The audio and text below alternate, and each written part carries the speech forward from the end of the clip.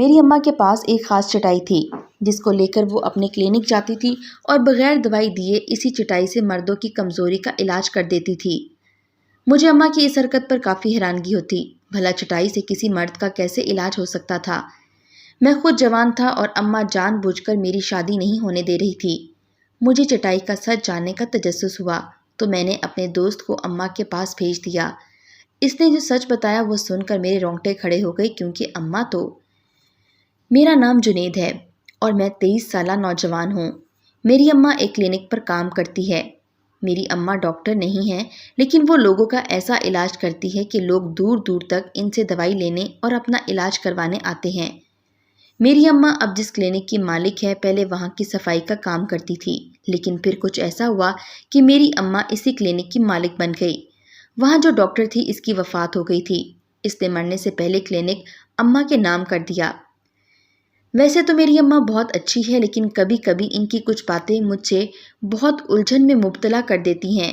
جیسا کہ آج صبح میں نے اماں کی تہہ کی ہوئی چٹائی کو غلطی سے چھو لیا تو اماں نے آسمان سر پر اٹھا لیا اور کہا کہ خبردار جنید، دوبارہ میری چٹائی کو ہاتھ مت لگانا۔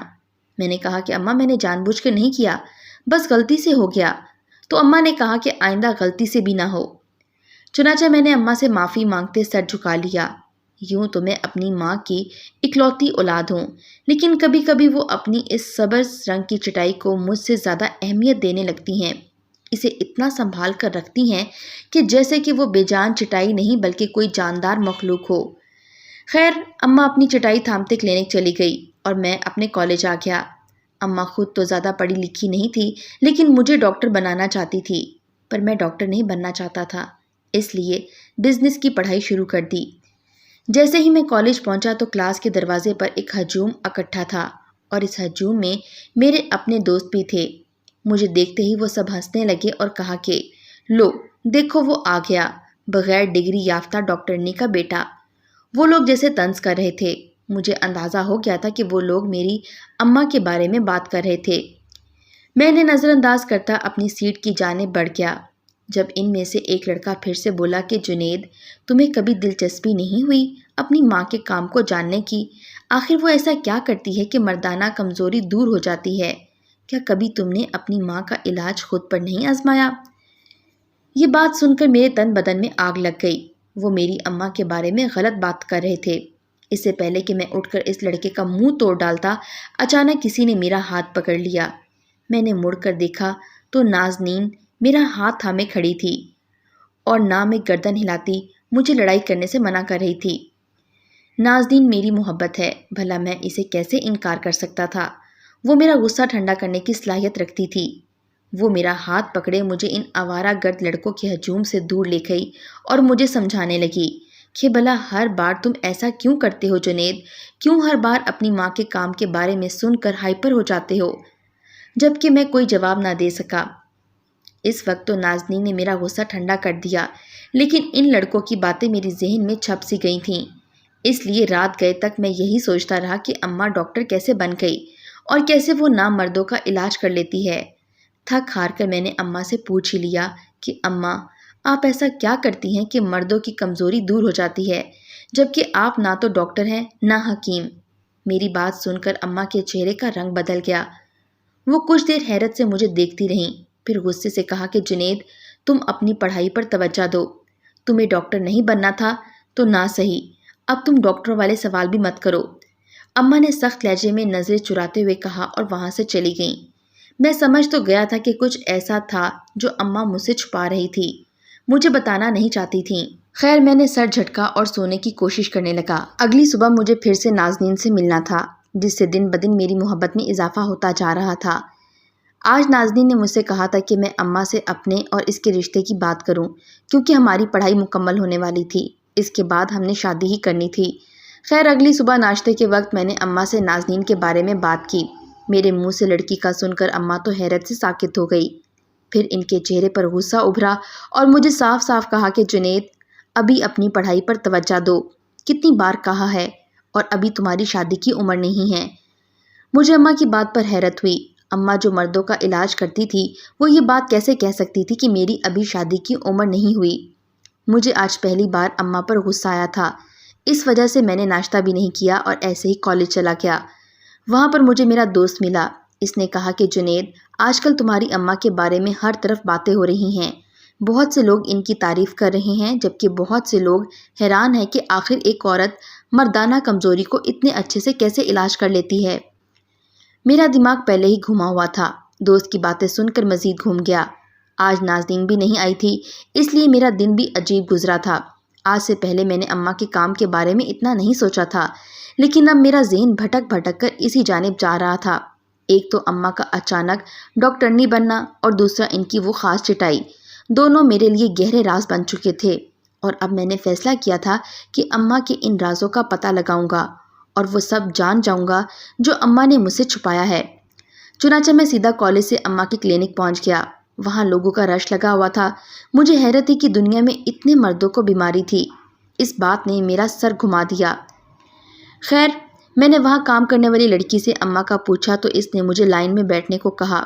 میں پہلے کبھی کلینک پر نہیں آیا تھا، اس لیے مجھے کوئی نہیں پہچانتا تھا۔ یہ جان کر میرے ذہن میں ایک خیال آیا۔ میں نے پوچھا اماں کے کمرے کا اور وہاں سے نکل آیا۔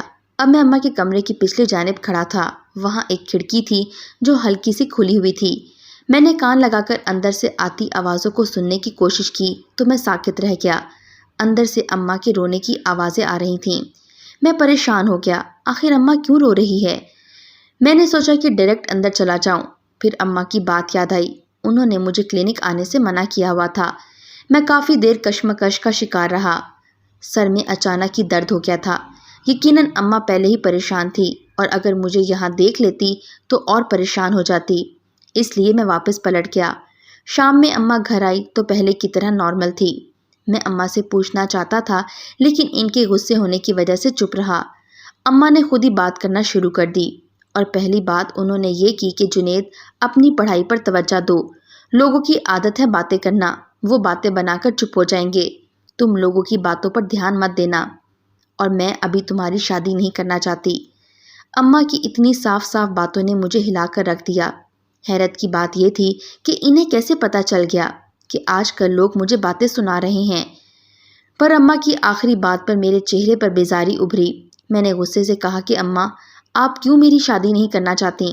کہیں نامردوں کا علاج کر کر کے آپ نے مجھے بھی تو نامرد نہیں سمجھ لیا۔ میری یہ بات کرنے کی دیر تھی کہ اماں نے زوردار تھپڑ میرے منہ پر مارا۔ ان کا چہرہ غصے سے سرخ ہو چکا تھا۔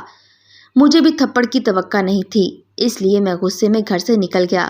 سارا دن آوارہ گردی کرتا رہا۔ شام میں دوست کے گھر چلا گیا اور اسے ساری بات بتا دی۔ مجھے اس وقت سہارے کی ضرورت تھی جو میرا دوست تھا۔ اس نے میرے ہاتھ پر ہاتھ رکھا اور کہا کہ میرے پاس ایک پلان ہے، اگر ہم اس پر عمل کریں ہر راز سے پردہ اٹھا سکتے ہیں۔ دوست کی بات سن کر میں نے چونک کر اسے دیکھا اور کہا کہ پلان بتاؤ۔ دوست نے میری توجہ پا کر مجھے اپنے پلان سے آگاہ کیا اور ہم نے اگلی صبح اس پلان پر عمل پیرا ہونے کا ارادہ کر لیا۔ رات کو میں اپنے دوست کے گھر ہی رکا اور اس نے میری اماں کے بارے میں اڑتی ایسی ایسی باتیں بتائیں جسے سن کر میرے رونگٹے کھڑے ہو گئے۔ تمہیں پتہ ہے جنید، جو بھی مرد آج تک تمہاری اماں کے کلینک پر گیا ہے، اس نے واپس آ کر نہیں بتایا کہ تمہاری اماں علاج کیسے کرتی ہیں، اور لوگ تو بےتاب ہوتے ہیں دوبارہ تمہاری اماں کے کلینک جانے پر۔ میرا دوست بتا رہا تھا اور مجھے شرمندگی محسوس ہو رہی تھی۔ جانے کیوں مجھے اپنی اماں پر شک ہونے لگا تھا۔ وہ چٹائی، وہ رونے کی آوازیں، آخر میری اماں ایسا کون سا خفیہ کام کرتی ہے کہ لوگ ان سے دوبارہ ملنے کو بےتاب ہو جاتے ہیں۔ اگلی صبح ہم نے پلان کے مطابق اپنے ایک اور دوست کو، جسے میری اماں نہیں جانتی تھی، اماں کے پاس علاج کی غرض سے بھیجا تاکہ ہمیں سچ پتہ چل سکے۔ اب ہم بے چینی سے اس کے واپس آنے کا انتظار کر رہے تھے۔ تقریباً 4 گھنٹے بعد میرا دوست بھاگتا ہوا واپس آیا۔ اس کے رنگ اڑے ہوئے تھے اور وہ کافی خوفزدہ دکھائی دے رہا تھا۔ میں نے اس سے علاج کے بارے میں پوچھا تو اس نے کہا کہ تمہاری اماں پاگل ہے، پاگل عورت ہے وہ، میری جان لے لیتی وہ۔ یہ سن کر میرے رونگٹے کھڑے ہو گئے کہ اماں نے اسے مارنے کی کوشش کی تھی۔ مجھے حیرت تھی کہ اماں کو کیسے پتہ چل گیا تھا کہ میں نے اسے وہاں بھیجا تھا، اور پھر وہ بنا کچھ بتائے وہاں سے بھاگ گیا۔ ہمارا ایک پلان فیل ہو چکا تھا۔ میں نے مایوسی سے اپنے دوست کی جانب دیکھا جس نے یہ پلان بنایا تھا۔ میں نے اپنا سر تھام لیا۔ اماں والا معاملہ الجھتا جا رہا تھا۔ مجھے تو اس بات پر یقین نہیں آ رہا تھا کہ اماں نے اسے مارنے کی کوشش کی تھی۔ اماں بھلا اسے کیوں کرے گی؟ اور اماں کو پتہ کیسے چلا؟ مجھے پریشان دیکھ کر میرے دوست نے میرے کندھے پر ہاتھ رکھا اور کہا کہ جنید پریشان مت ہو، ہم کوئی نہ کوئی حل نکال لیں گے۔ میں نے اسبات میں سر ہلا دیا۔ رات کو میں گھر گیا تو اماں کھانے پر میرا انتظار کر رہی تھیں۔ مجھے بھوک نہیں تھی، میں اپنے کمرے میں جانا چاہتا تھا جب اماں نے مجھے پکارا، جنید میری بات سنو۔ اور نہ چاہنے کے باوجود بھی میرے قدم رک گئے۔ میں وہیں کھڑا رہا۔ اماں اٹھ کر میرے قریب آئی اور رونے لگ گئی۔ اماں کے رونے پر میں بکھلا گیا۔ اماں آپ کیوں رو رہی ہیں؟ میں نے اماں کے کندھوں سے تھام کر بٹھایا اور انہیں چپ کروانے لگا۔ اماں روئے جا رہی تھی۔ پھر اماں نے بولنا شروع کیا کہ جنید تمہارے ابا مجھے اس لیے چھوڑ گئے تھے کہ میں ایک ان پڑھ عورت ہوں۔ میں یہ کام اس لیے کرتی ہوں تاکہ لوگ مجھے جاننے لگیں اور ایک دن تمہارا ابا لوٹ آئے۔ یہ جان کر اس کی بیوی اب کوئی گوار عورت نہیں رہی بلکہ بڑے بڑے ڈاکٹروں میں اس کا نام لیا جاتا ہے۔ اماں بہت جذباتی ہو چکی تھی۔ یہ سن کر مجھے اپنی سوچ پر افسوس ہوا کہ میں کیوں اپنی اماں پر شک کر رہا تھا۔ انہوں نے اپنے اس کام پر اتنی محنت کی تھی صرف اس لیے کہ اپنے شوہر کی نظروں میں اوپر اٹھ سکیں جو کب کا ہمیں چھوڑ کر جانے کہاں جا چکا تھا۔ مجھے اپنے ابا سے شدید نفرت تھی صرف اس لیے کہ ان کی وجہ سے میں نے اور اماں نے اتنے مشکل دن گزارے تھے۔ میں نے جب سے ہوش سنبھالا اماں کو اسی کلینک پر کام کرتے دیکھا۔ پہلے وہ گھر اور کلینک کی صفائی کرتی تھیں، پھر وہ یہاں کی مالکن بن گئیں۔ خیر میں نے اماں کو چپ کروایا اور ان سے سچے دل سے معافی مانگی۔ اماں نے بھی مجھے معاف کر دیا۔ میں خوش ہو گیا تھا۔ اماں اور مجھ میں اب جو بھی غلط فہمیاں تھیں سب ختم ہو گئی تھیں۔ میرے سر سے بھاری بوجھ اتر گیا تھا اور میں نے عہد کیا تھا کہ اب ایسی کسی بات پر یقین نہیں کروں گا۔ اگلے دن میں کالج چلا گیا، پر وہاں سے جب واپس آیا تو ایک الگ ہی کہانی میرا انتظار کر رہی تھی۔ ہمارے گھر کے باہر پولیس کی گاڑی کھڑی تھی۔ میں اندر جانے لگا تو دیکھا کہ پولیس والے میری ماں کو ہتھکڑی پہنائے باہر لا رہے تھے۔ میں نے حیرت سے یہ منظر دیکھا اور میں بھاگتے ہوئے اماں کی جانب بڑھا۔ میں نے پولیس والوں سے پوچھا کہ آخر انہوں نے میری اماں کو گرفتار کیوں کیا تھا۔ انہوں نے جو جواب دیا اسے سن کر میرے ہوش اڑ گئے۔ میری اماں نے کسی کو قتل کرنے کی کوشش کی تھی۔ میں نے بے یقینی سے اماں کو دیکھا جن کے چہرے پر زمانوں کی تھکن تھی۔ انہوں نے میری بات نہ سنی، نہ کوئی جواب دیا۔ پولیس والے اماں کو لے گئے اور میں خالی خالی نگاہوں سے انہیں جاتا دیکھتا رہا۔ اماں کے جانے کے بعد مجھے ایک انجان نمبر سے فون آیا۔ فون کرنے والا ایک آدمی تھا۔ اس نے کہا کہ اگر تم اپنی ماں کی حقیقت جاننا چاہتے ہو تو اس جگہ پہنچ جاؤ۔ وہ جو بھی تھا یقیناً اماں کا کوئی قریبی جاننے والا تھا، تبھی وہ اماں کی حقیقت کو جانتا تھا۔ میں بنا کچھ سوچے سمجھے دیے گئے پتے پر پہنچ گیا۔ یہ ہسپتال کا پتہ تھا اور ایک آدمی جس کے بازو اور سر پر چوٹ لگی تھی ہسپتال میں داخل تھا۔ مجھے دیکھتے ہی اس نے کہا کہ آؤ جنید بیٹھو۔ مجھے حیرت ہوئی، وہ مجھے پہچانتا بھی تھا اور میرا نام بھی جانتا تھا۔ میں اس کے پاس بیٹھ گیا اور اسے سوالیہ نظروں سے دیکھنے لگا۔ میری نظروں کا تقاضا سمجھ کر اس نے خود ہی بتانا شروع کر دیا، میں وہی آدمی ہوں جس پر تمہاری ماں نے قاتلانہ حملہ کیا ہے۔ اس آدمی کی بات سن کر میرے پاؤں کے نیچے سے زمین نکل گئی۔ یقیناً پولیس والے سچ بول رہے تھے۔ مجھے حیرت تھی اپنی اماں پر جو ایک چونٹی بھی نہیں مار سکتی تھی، وہ بھلا کسی کا قتل کیسے کر سکتی تھی؟ میرے ذہن میں بہت سے سوال اٹھ رہے تھے، اس لیے میں نے فوراً پوچھا کہ میری اماں تمہیں کیوں مارنا چاہے گی اور تمہارا میری اماں سے کیا رشتہ ہے؟ میرا سوال سن کر اس شخص نے گہرا سانس لیا اور پھر بتانا شروع کیا کہ میں اور سائرہ میری اماں کا نام تھا، ایک دوسرے سے بہت محبت کرتے تھے۔ ہم نے ایک ساتھ جینے مرنے کے بہت سے وعدہ کیے تھے۔ انہی دنوں میرا ایک ایکسیڈنٹ ہو گیا اور مجھے ڈاکٹر نے کہا کہ تم اب بانجھ ہو چکے ہو، تمہارا علاج نہیں ہو سکتا۔ یہ سن کر میں بری طرح سے ٹوٹ گیا اور ساری رات روتا رہا۔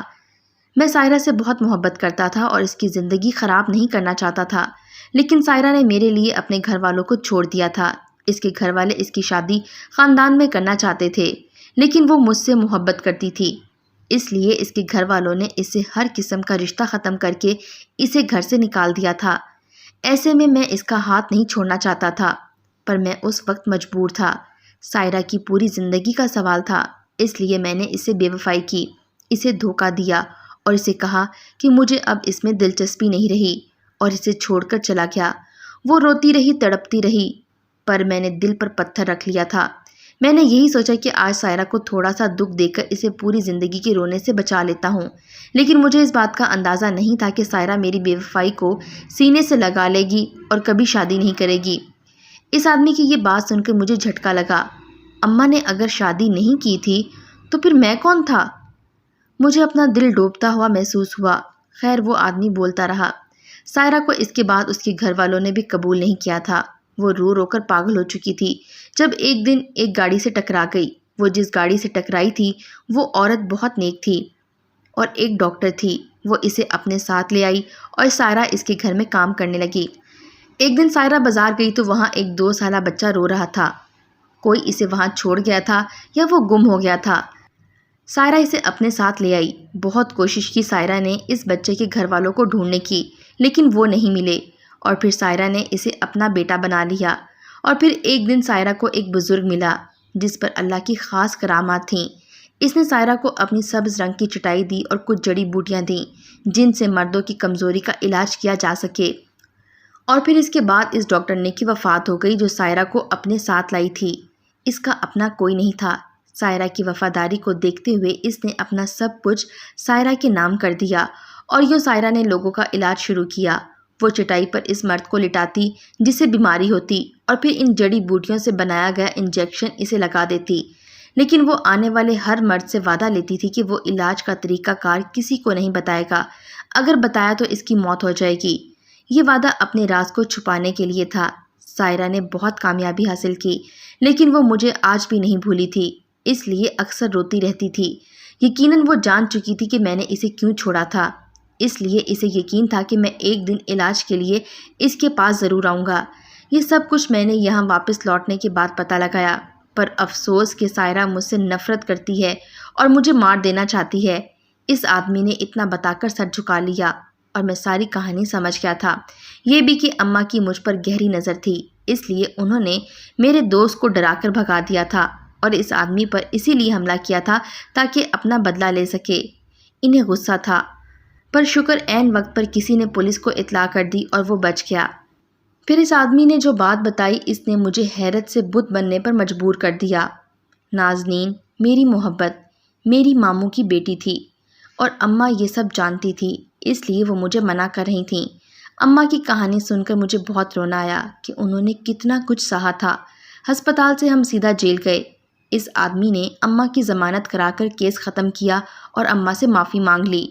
اماں نے بھی انہیں معاف کر دیا اور وہ دونوں مل گئے۔ پھر ہم اماں کے گھر گئے اور ان سے معافی مانگی۔ اماں کے بھائیوں نے اماں کو معاف کر دیا۔ میری اور نازنین کی منگنی ہو گئی۔ آج ہم سب بہت خوش ہیں کیونکہ اگر صحیح وقت پر صحیح فیصلے کیے جائیں تو زندگی خوبصورت گزرتی ہے۔